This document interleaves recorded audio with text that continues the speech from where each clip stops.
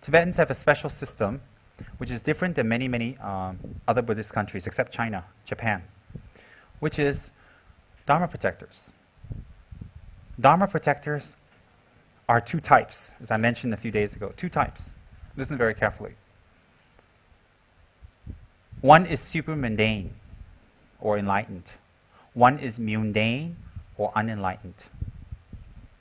Within the super mundane protectors, they are fully enlightened beings. There's no doubt. They're the level of a Buddha.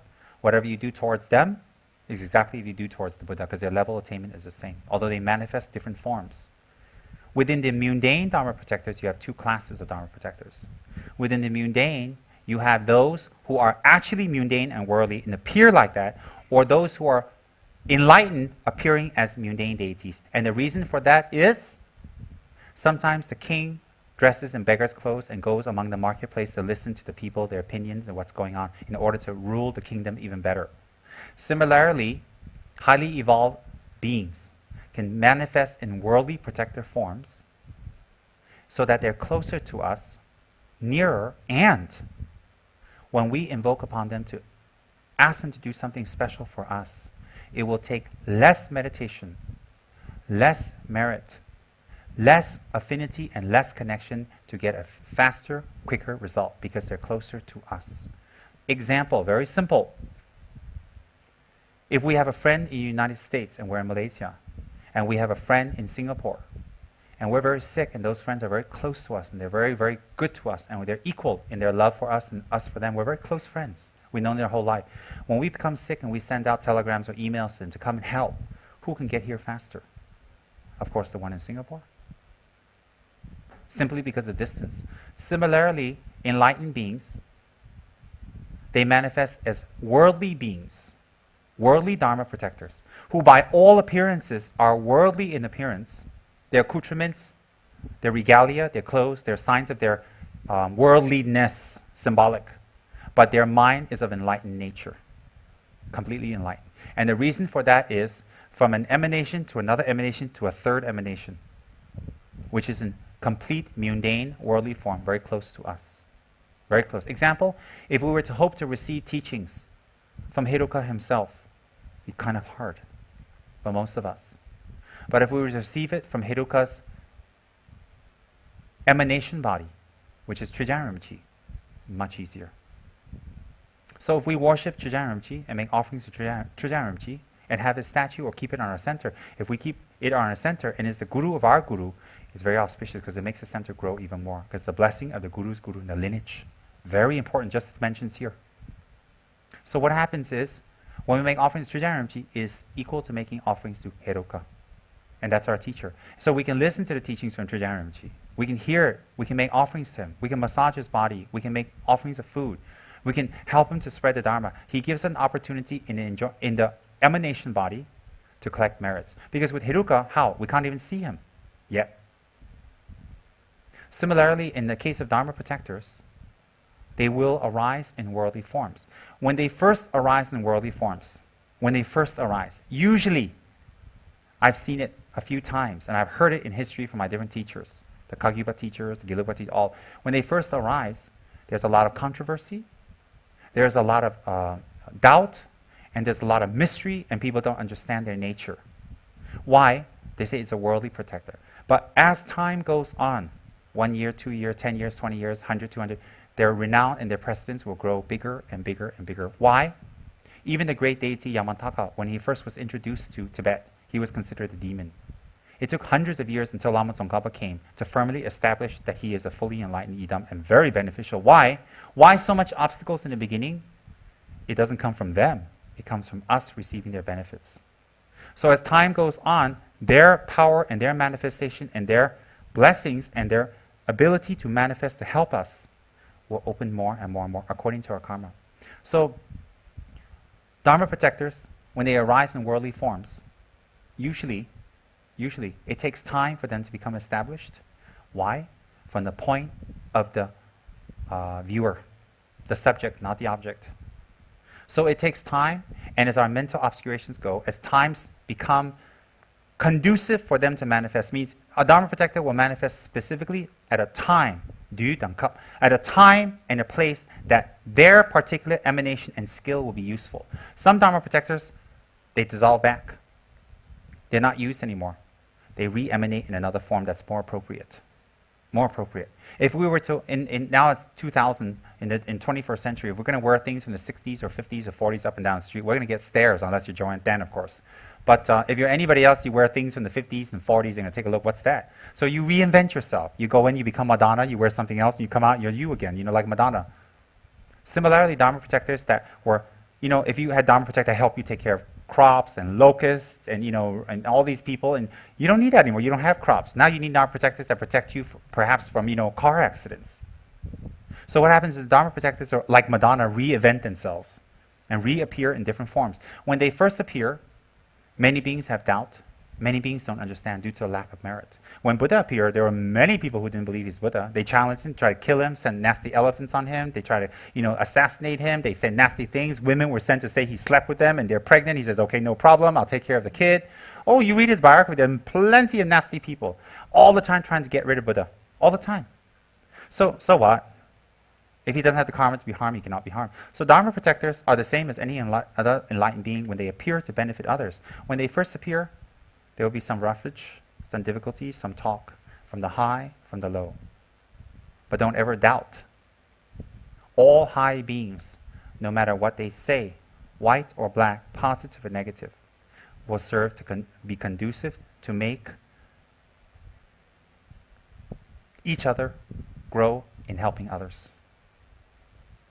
So sometimes we need to say something very negative to make something grow.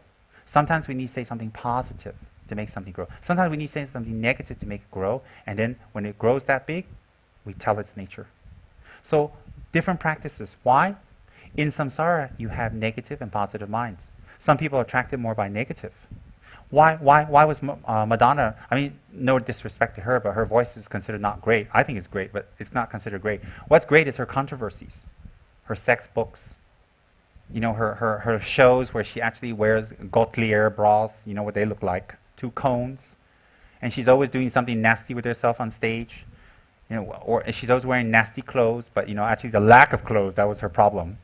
And she built her notoriety up. So now nobody thinks about what she did before. Everybody's like, Madonna, Madonna. I even go to China, go, Madonna. Everybody knows. Coca-Cola, Madonna, Maga Jakchan. That's what they tell me all the time. So like that, in this world, notoriety works if you use it for the right reason. So some deities will arise in the midst and out of notoriety. And slowly their natures will be revealed. And their compassionate nature will arise. Definitely. So when we follow along like that, we're not sure, we collect a lot of negative karma. So worldly protectors may appear as worldly beings, but their mind is not. Example, the Dalai Lama is a worldly being, his mind is not. Tsem Rinpoche is a worldly being, his mind is not. His Holiness Karmapa is a worldly emanation, but his mind is not. He is in worldly form. So Tsem Rinpoche coughs and sneezes, get a cold, you say, but you're a Buddha, how can you get cold? His mind's the Buddha, but his body is still subject to the conditions of this world because the body is of this world. What do you expect? High lamas never get sick, don't get hungry, no need to poop, no need to put a toilet in their house. They dissolve into emptiness. No lah. They're borrowing this body. They're using this body to benefit others, so this body is conditioned to this world, but their mind is not. And they can emanate in other worlds where their body is very light and subtle, different. So that's ridiculous. In fact, some high lamas use their bodies to absorb other people's sufferings and difficulties. They suffer more for other people. They get more sick, they have more difficulty and problem to suffer for other people quietly in their own little way. They use their bodies to absorb. Some can. Some can. Me, I got a headache, I'm not going to absorb nobody's, no problem. I take a Panadol, 2 or 3, quick, get rid of it. So what happens is this. When we have a Dharma protector, the purpose of a Dharma protector is to protect you to stay in the Dharma. The ultimate nature of a Dharma protector is keep you on the path to stray away from virtue. So if you are going to make a lot of money and you're going to use that to gamble and use it on all types of nasty things and then degenerate yourself and lose your wealth and become a nasty person, your Dharma protector, if you're lucky to have one, will stop you from getting well. That's why some Chinese, they pray to Dharma protectors, I never get money wa. They never give me one. It's real. Of course it's real. In fact, you don't know what the Dharma protector, he or she, is doing for you. If you pray to a worldly Dharma protector, their wisdom is limited. They give you immediate benefit. That's why when we go to certain temples everywhere in the world with worldly gods, we make offerings and stuff, we get wealth, we get 4D all the time, very fast. Like the four-faced Buddha, it's not a Buddha, four-faced Brahma of Thailand. I know people who make offerings and they get 4D very fast. Not one I know personally. But you exact a payment from them. They take something from your karma to give you. Later you have to pay back. If you don't, they get you. So their effect is very quick, but so is the result. Whereas when you make offerings to enlightened beings, the effect doesn't seem quick to you, but the effect is long-term. Why? It doesn't take away from something. And it gives you ultimate wealth on a long-term basis. Any Dharma center who has the merits to have a Dharma center assigned by their guru, assigned by their monastery, they have the merits. They should have beautiful images of the Dharma protector. They should build beautiful cabinets and beautiful silks and offer beautiful items on it. And they should offer banners. And if it's possible, a personal chapel. And get a large statue of the Dharma protector, fill up with precious metals and precious mantras. And give and let people feel the awe of the Dharma protector. Why? Tibetan Buddhism is very unique in that it comes from a poverty-stricken country with no country anymore. Yet it's the fastest growing faith around the world, the quickest among all. And wherever it goes, the lamas show up in rags with cloth bags, and they end up very big and different in the end. Why is that? It is a specialty of the Dharma protectors. The Dharma protector practice in the Tibetan tradition is very quick in making things happen. Very quick. You notice, you think about it. It's not like those great Dharma masters from Taiwan. They're very great. And they come to the different countries with wealth already. Why? They have sponsors and patrons in their own countries because they have their own countries. They're rich. No problem like those Hong Kong ones. No, many. But Tibetans, they don't have that. They don't have their own country. They don't have anything. And their country is quite barren. So what happens is these Tibetan lamas, for the sake of making the Dharma grow, the great Guru Rinpoche from India brought over many Dharma protector practices, along with the Disha. Many great Lama Lunden Shetta they brought over. Why? Because our land is barren, our land is poor, it's poverty-stricken, and it's very difficult to get materials to make the Dharma grow. So when we have Dharma protector practices, it is to help alleviate the immediate physical obstacles for the Dharma to grow. And if it can do that there, it can do that here.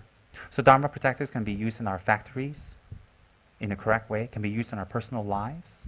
It can be used in our centers. It can be used for our practice. It can be used for protection. It can be used to remove obstacles. It can be used to ward off black magic. It can be used to make our journey and what we need to do clearer and softer and faster. Softer means less obstacles. So when we do a Dharma protector practice, advisable is enlightened protectors. Advisable. So what happens is when we do a Dharma protector practice, a real Dharma protector practice requires you to have bodhicitta. So you need to have refuge, have a lama, you have a meditational deity such as Hiruka, Vajragini, you have accomplished the retreat, then you take an initiation of the Dharma protector and you keep that and you do a retreat and you do the offerings every single day. The effects are very powerful. Very, very powerful. So in these times now, where people show up in Dharma centers, unlike Tibet or before in China or whatever, where they come solely seeking the Dharma, they come to your center looking for, cures for their body, 4Ds, relationships. They don't come for the Dharma. It's very rare. Or they come because they hear that the teacher's got a big mouth and he's interesting. So they come and listen and watch. Many, many reasons. Everything but gaining bodhicitta and enlightenment. So when they come, what happens? They have all these problems. So for the Malaysians, I go backwards. It's okay, no problem. Instead of giving the Lama first, hey, I'm your guru, mwah, I say, no, forget it, let's just be friends. And for most of you, I want to remain friends, thank you very much. And then second is Yidams.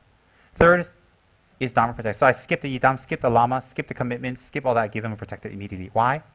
When they get their results, they come back and say, how come that worked on? And then you teach them the Dharma. So you hook them in. So in Malaysia, I hook them in with Dharma protectors. Any problems? I point them to a Dharma protector. Whatever they like. I do a divination. It's different for different people. So once you do a Dharma protector practice, minimum, you should do Lama Tsongkhapa's Guru Yoga, or at least Miktsema 21 times. Why? To arrest the power and the blessings of your Lama. Then afterwards, if you have a yidam, for example, if it's tara, you can do taras, prayer and mantra. And after that, you invoke the prayers of your Dharma protector. In a clear, bright area, you set up separate offerings to your Dharma protector, and you may offer him, her, anything that you offer to the three jewels as you like, except their offerings will be more of a wrathful nature. Why? Wrath and ferociousness is associated with quickness of activity. If someone's really slow, some silly little waiter is getting on your nerves, you tell them, oh, please help me, get me a glass of water. 15 minutes later, you're sitting there, choking because you don't have water and you're dying. You're spitting because your mouth is so dry, thank you. And then you scream, can I have my water? They run here. So wrath can be used for speed and quickness. So therefore, the Dharma protectors, their job is to protect us from inner failings of Dharma practice, protect us from going off the wrong path. Outwardly, they can be invoked. Listen carefully. Outwardly, the Dharma protectors can be invoked to help you in job, harmony, negative energies, black magic. They can help you in even increasing your life or protecting your life from dangers. Travel, general, for things to come more quickly and faster, they can help you. Definitely they can help you. And how they help you is the level of your motivation. So when your motivation is better, if you do prayers to Dharma protector, ask them to kill your enemy, it's never going to happen. Never. And Dharma protectors are wonderful because they don't create problems for you, they don't create deities. Unlike worldly gods and worldly deities, if you don't go and pay your respects or say thank you or worship them, they get you. Dharma protectors don't. They don't get you at all. They're Buddhas. So what happens is, when you do, after that you do, example, your yidam. If you don't have a yidam, you get one from your lama. You do your yidam practice. After that, you do your Dharma protector practice. So when you do your Dharma protector practice, you offer the sensory offerings. If you have a representation of your Dharma protector, that would be wonderful. A statue would be most preferable. Tanka, if you're a cheapskate, a picture.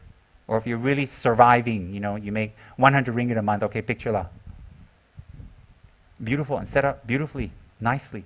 Why? As you develop this relationship with your Dharma protector, I promise you will see the effects of this being in your life more and more and more. Things that should not happen, happens. You're like, oh my God, that's so helpful. Miraculous things. And sometimes Dharma protector will manifest to us in our dreams, in our daily lives, or give us indications. If we're supposed to do something and we're supposed to go someplace, we're going to have an accident, we lose our keys for no reason. Things like that will happen all the time. Miraculous things.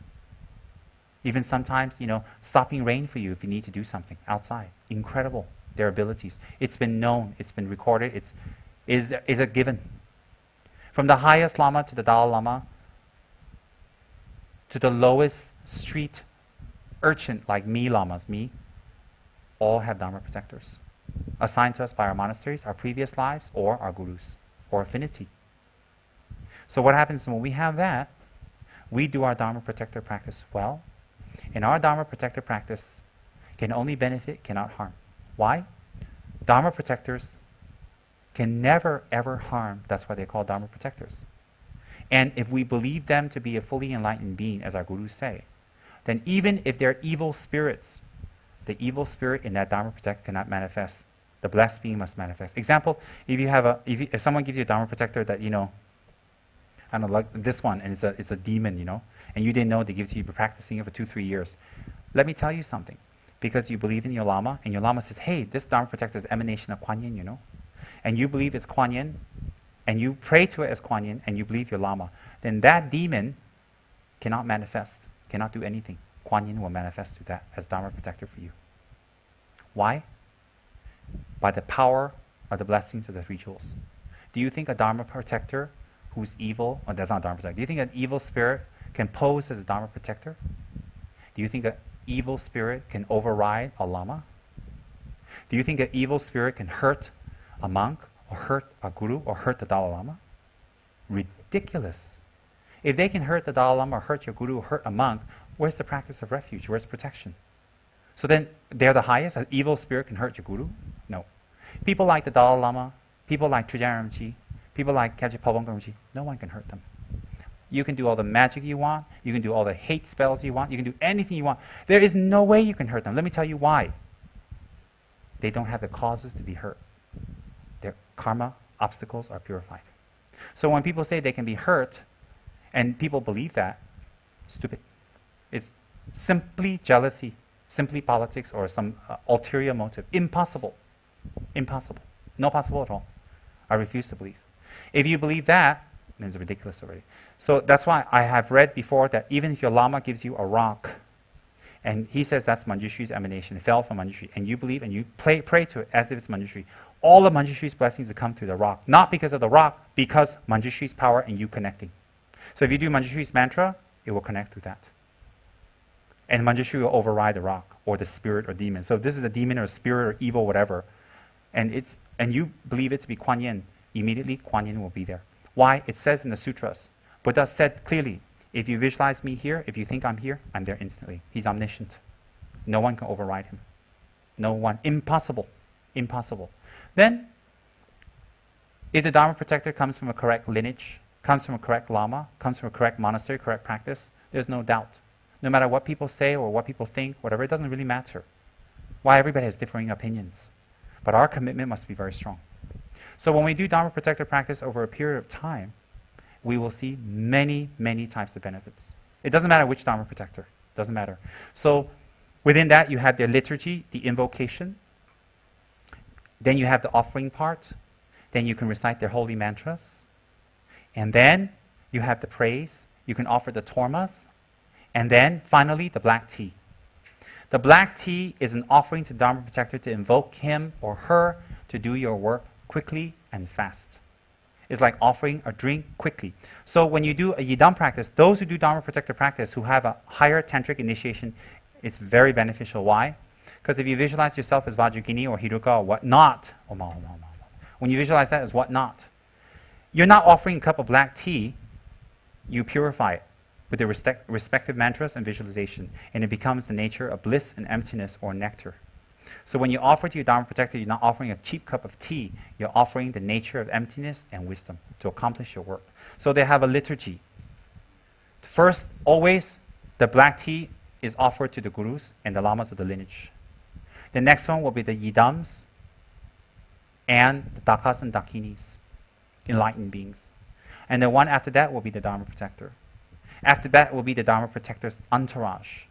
After that will be a general offering for all the entourage, and last but not least will be an offering to the emanations of the Dharma protectors that we have not seen, we don't know about, but they're there, offering to all of them.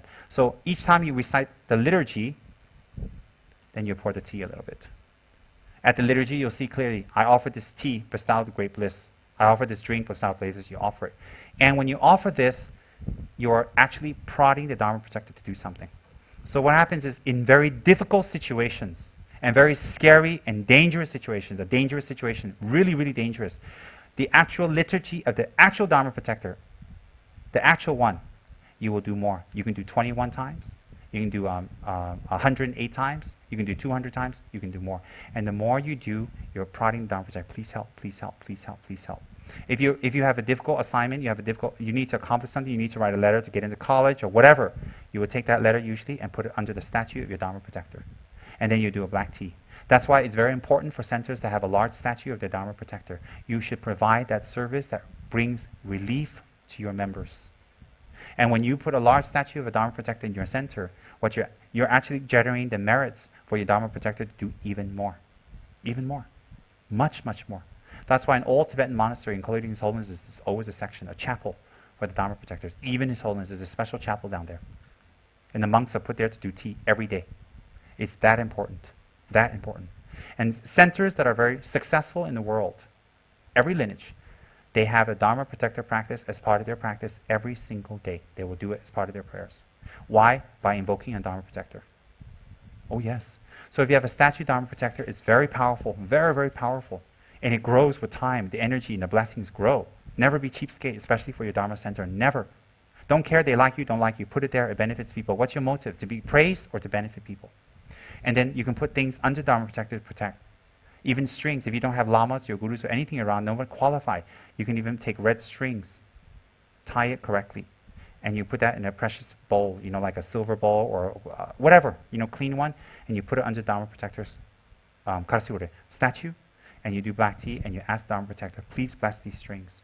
Maybe someone's going on a journey, difficult situation, and you give it to them. It will be blessed. You don't have to be a lama. It's not your power. It's Dharma protector. It's Dharma protector. A lama will bless the strings by his mantra and his meditation. Dharma protector directly blesses. It's okay. Very, very powerful. Very, very good. And then the money you put towards the Dharma protector and the images or the offerings, don't ever think it's lost. It will be multiplied and multiplied and multiplied. Believe in the karma, cause and effect. And so when you do this black tea, when you actually get to the liturgy of that particular Dharma protector, if it's a dangerous situation, you do 21 or 108 or more. If it's a normal situation, 3 to 7, it is fine. And so you pour it on the top, and this vessel, you don't think it's just that, you think it's big and beautiful and vast. And you pour it onto the top. As it pours down and overflows, it's a sign of action. It's symbolic of action taking place, overflowing of your wishes, overflowing of your needs, overflowing of your wants. But if you're not really interested in this type, it's okay also. Here you have beautiful ceramic bowls, you have beautiful glassware. You can put anything you want. It doesn't have to be double tiered like that, like they did in Tibet. Don't think the Dharma protectors are particular. No, you didn't give me a double tier like I get in Tibet. I'm not going to help you. I don't think so. But it's beautiful because these are made especially for that purpose. It's very, very beautiful. All of us, we should offer a big one for the Dharma Center. Oh, it's very precious. And we should get these small ones to offer for our own Dharma protectors at home, our particular ones. Make a connection. Why? How much meditation practice do you actually do to generate merits? There's an opportunity. And once you offer this up, that's it. No. Every day when you use it, you generate the merits. The same. Every day. So if you use this, 10 years down the line, you're still using it. Every day you generate merits. Think about that. Think about that. That's really worthwhile, your investment. And then you do the mantras, you do the meditations, you do the commitments, you do Dharma protector. If you're very fortunate and your Lama confers you on the initiation of Dharma protector, then you're bound until bodhicitta. Until you achieve bodhicitta, your Dharma protector will follow you and be with you every single lifetime. Every single lifetime. And it's a very powerful practice that originated from India that was brought over by the masters of Tibet because our country is really, it was very difficult to get Dharma across. And so these Dharma protector practices, many types, many kinds, male and female, all lineages, Nyingma, Sakya, Kagyu, Gelug, all is wonderful. No, choose. You choose what your Lama has given you or what your lineage belongs to and confidently do it. You will get the result. And especially for your Dharma practices, to avert, divert, nullify, purify, stop your obstacles. Rely on Dharma protector practice. Every single sadhana, heruka, is four-faced, Mahakala. Yamantaka is Kalarupa, the protector. Vajrayogini is the skeleton couple. No, it's the skeleton couple. Every tantra, you do the sadhana from the beginning is to the guru, in the middle is to the yidam and meditations on the generation and completion stages. And at the end, you know what? There's always a section to do black tea and Dharma offerings to the Dharma protector of that tantra. Why? Because when we do Dharma practice, we purify negative karma at an increased rate. Many obstacles arise. So at the end of any sadhana, you do a Dharma protector practice depending on what lineage it is. And then you conclude it with auspicious words. It is every single tantra, every single practice. Guhya Samaja is 6-armed Mahakala. Every single. In the Kala Chakra also has a Dharma protector, looks just like him. Same colors. All. Why? Obstacles are huge. And if we do these practices every single day, it doesn't have to be long, but it has to be committed. And we trust and we do, you will see things fly. You will see things change. You will see things move. But if you want to do a Dharma protector practice daily, wonderful. The most important commitment is this. Humility. 8 verses of thought transformation. Compassion, forgiveness. If you have those, the Dharma protector helps you. Those are the ingredients of Dharma protector practice. The ingredients. Then when you're doing the Dharma protector practice, or you're doing the yidam practices, if you're doing any of the rituals and any of the practices, you have specific items to help you, to remind you of your commitments. The commitment of the belt, commitment of Vajra. And also when you lift up the Vajra, I can't talk too much because of the nature of Tantra. Most of you don't have initiation. When you lift up the Vajra, there's a way according to Gyude and Gyume. Gyume is like this.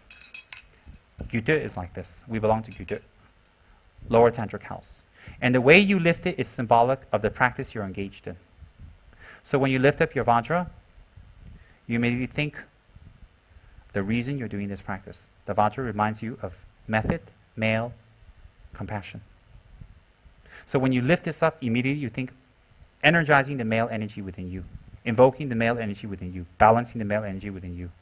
And out of great compassion, I will do this practice. And then when you invoke the deities, when you hold this out, it's very powerful because it represents, by the power of your compassion, come forth. When you lift up the bell, I'm giving you very simple. I'm not going to go extensive. When you lift up the bell, it represents wisdom, female energy. Balancing the female energy within ourselves. Female is not gender. It is the nature of the energies, yin and yang. So when you lift up the bell, you remember female energy, which is totally necessary. And wisdom. Wisdom is necessary conjoined with bodhicitta or compassion to become a fully enlightened being. So when you do the mudras and you do the rituals with your Vajra and bell, what happens is not just mudras and beautiful hand gestures, it's a full meditation. You should have the liturgy memorized. You have the visualization memorized. So when you're actually doing this, for example, I'll give you a very simple one. When you're actually doing this, you visualize yourself as a deity. Yamataka, Hiruka, doesn't matter. From your heart, from the seed of your heart, emanates many, many dakinis. Beautiful ladies, slender, slender in build, and extremely vibrant. And they're skilled in the 64 arts of love. And they hold beautiful items, and they float. And they come out from the nature of emptiness. And they hold the particular offerings. So you do the offerings by doing this. You emanate the deities out. You turn the lotus. And then the first offering is offering the beautiful water to all the Buddhas and Bodhisattvas and deities. And you visualize at the same time millions and millions of dakinis offering water to the three jewels, pure, clean water in fabulous vessels floating in the sky. Then you dissolve the dakinis back. Then the next one, again, you emanate the dakinis out from your enlightened mind. And you offer beautiful, fabulous water, clean and pure from vast vessels to clean the Buddha's feet, to wash the Buddha's feet, to show humility. This is the mudra of cleaning in the higher tantras. Then again, the billions of dakinis are dissolved back into you. Then the next one is the dakinis of offering flowers. So what happens is this, same visualization, and you concentrate. And you scatter the flowers onto the Buddhas. And what happens is mudra, is mantra, is meditation. So when you're doing this, a tantric master must be in full meditation. It's very powerful. You don't just look here, look at me. You don't do things like that. I mean, there are people like that. People are looking and they're like, I have a bell and you don't. Yeah, they'll ring their bell all the way to hell. See you later. No. And it should be done very focused, very articulated and practiced. Why? Even the mudra represents the dance and the sway of the dakinis. So the beautiful ladies, very beautiful ladies, slim and slender, of different colors representing the 5 elements and the 5 senses. And their hair is swaying, and they're naked on top, and they have beautiful tight sashes on the bottom, and they're floating and they're smiling. And they actually look like ladies, but they're wisdom. And they go out and they're dancing. They don't just sit in front of the guru and throw the food at them. Here, eat la. And then they jump, they go in front and they dance and they swirl. Their whole bodies swirl and they dance and they move. And this represents the mudra of them dancing. Beautiful delights. So some of us are attached to dancing. The more we're attached to it, the more we become attached to samsara. If we like dancing, we transfer that into divine dancing to offer to the Buddhas. By offering dance to the Buddhas, you cut your attachment to dance.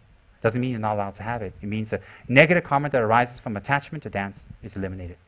So this mudra represents the dance of dakinis. So actually when you're doing this, you visualize the millions of dakinis swaying and moving, and their hair floating, and their beautiful bodies slender, and they're very, very elegant, and they're beyond any beauty you can see in this world, ethereal, floating, with the beautiful offerings, singing and dancing and moving in front of Lord Shakyamuni, for example, or Tara, and they're making offerings like that on your behalf.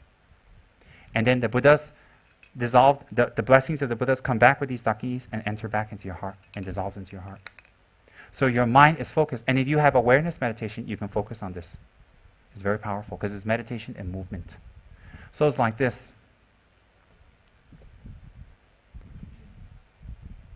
Om. Om A Guru Benzadara Sumati Kiti Sabari Wara Agum Bajijai Soha Om A Guru Benzadara Sumati Kiti Sabari Wara Pajin Bajijai Soha. What is that? This is the offerings of Lama Tsongkhapa. Lama Tsongkhapa's personal offerings. It's so beautiful. Then you can do Dara, you can do your Dharma protectors. Oma Aire Taire Sabari Wara Agum. Short form. Padien Pube Dube Aloke Gende Devende Shabda Pajita Honso. If it's a higher chanter, you have a Damaru. If it's a Kriya or Charya, only Vajra and bell. Tara Sabariwara Shabda Pajita Honso. These are offerings of sight and sound and music and mantras to the deities in order to develop awareness, develop detachment from the five senses that we are so attached to, and the forms that we perceive, that we're so attached to. It is designed to cut that off. So instead of always looking for beautiful things and wanting beautiful things and desiring after beautiful things, we offer these very beautiful things as a method. We use them in order to cut our attachment to them. So in the lower schools of Buddhism, in southern schools of Buddhism, they totally detach you. You don't visualize beautiful ladies, you don't visualize beautiful men, you don't visualize, drinks and all these things. You don't visualize it all, you cut yourself away. But in the northern schools of Buddhism, you visualize it and you enjoy it, but you offer it to the Buddhas. So it's two methods. One is quicker because restriction cold turkey is very difficult. Enjoying it for a while but offering up, okay, you slowly create detachment. It's like going to a clinic where they give you a little bit every day to detoxify. So like that, you make these beautiful offerings and there's beautiful mantras.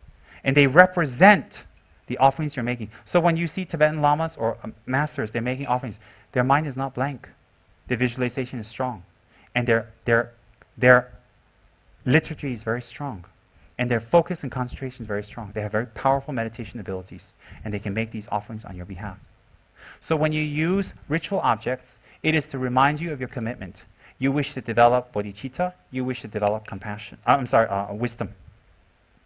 You wish to engage in this practice out of compassion, and through wisdom, you're going to sever all unhappiness through wisdom.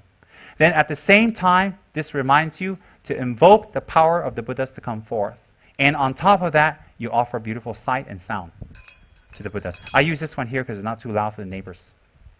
And your Vajras and bells should be kept very well because we're going to do Tara prayers in the future. I asked everybody to get a pair. You should kept very well. And your Vajra, Tsem Rinpoche said, is you should mark one side. It should not be this way or this way. You should mark one side up to be always top and bottom. This is top, this is bottom. Not leave it unmarked. And on your Vajras, you have a face. The face should face you. And there's a way of holding it. There's a way of using it. We won't go into that too much today. But having a Vajra bell on your altar, you can even offer that up to the 3 jewels, is a sign, please give me the tantric practices in the future that are very quick and fast. Very, very powerful. Very, very powerful. So when you use this, it's an offering, total offering to yourself, to deities. And when you do black tea, it's wonderful. When you do black tea, you can make the offerings, you do the chants. It's a very staccato. You do the chants, you do the staccato, and you offer it. Or if you don't want to do staccato, when you actually do the offering, you ring the bell. Then you do the liturgy, then you offer, you ring the bell. Bring attention. Dharma protectors, hear me. Listen to me. Please hear me out of your great compassion. Please come forth. I make these offerings to you, and I ask you to grant me the necessities or whatever you're praying for to come forth. Please, I invoke upon you. Make offerings to them. So the Vajra and bell, in short, is to remind you that you want to achieve bodhicitta and shunyata. And you're doing this practice out of compassion for all sentient beings and about the power of emptiness, non-projection. You would destroy obstacles and problems. And at the same time, you use this to invoke the power of the compassion of the Buddhas. And you make offerings to them as certain liturgies. Om Aya Tara Sabari Wara Agum Padi Pube Dube Aloke Gende Nevende Shabda Padida Honso. The bell rings first, the Damaru after. The bell first starts and finishes last. So you do the bell first, then the Damaru, and then the bell. The bell always starts first and finishes last. the Damaru always finishes first, starts late and finishes first. And when you ring the Damaru, it should be done in a way that your wrists never move. I'm sorry, your hands don't move, your arms don't move. You don't. I mean, it looks ridiculous. I mean, it's an offering, so you don't want to sit in front of Buddha, well, what's that? So you try to make it as graceful and beautiful as possible. At the same time, as humble as possible, not to show off you're a great tantric practitioner or tantrika. So you don't sit there, you're in KH doing your talk. And you're like, oh, what kind of Buddha is that? What kind of practice is that? Ridiculous. So as humble as possible. So when you ring it, whoops.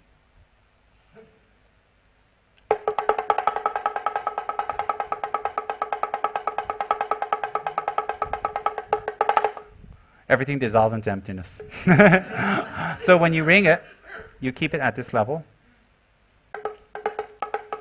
And you only move your thumb. Take some practice. Very gentle, very quiet, and very simple. It should be at this level, Sarm, she said. Your hip level. Not this, not like that. It should be at hip level, very gentle. This represents bliss and voidness, the immutable qualities of any tantric deity.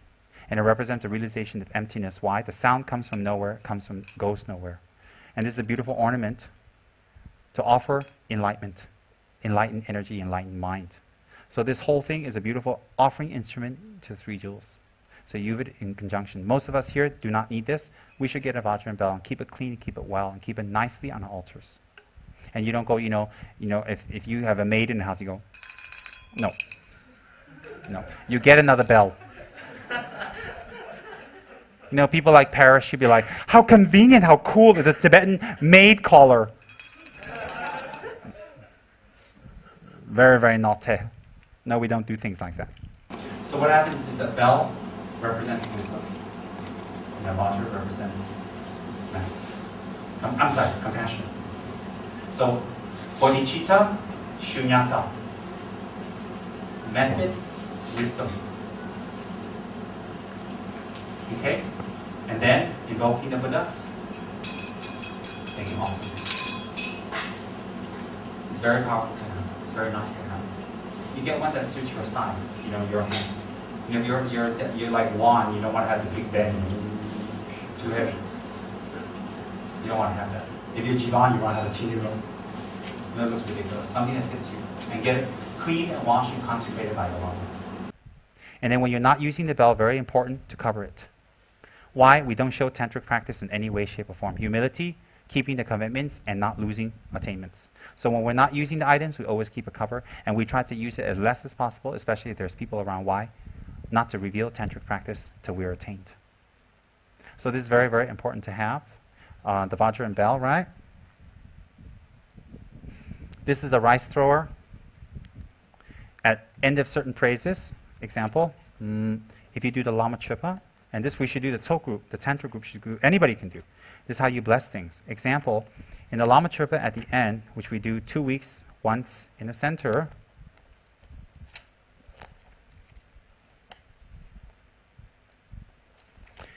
we have the Tashi, or the verses of auspiciousness.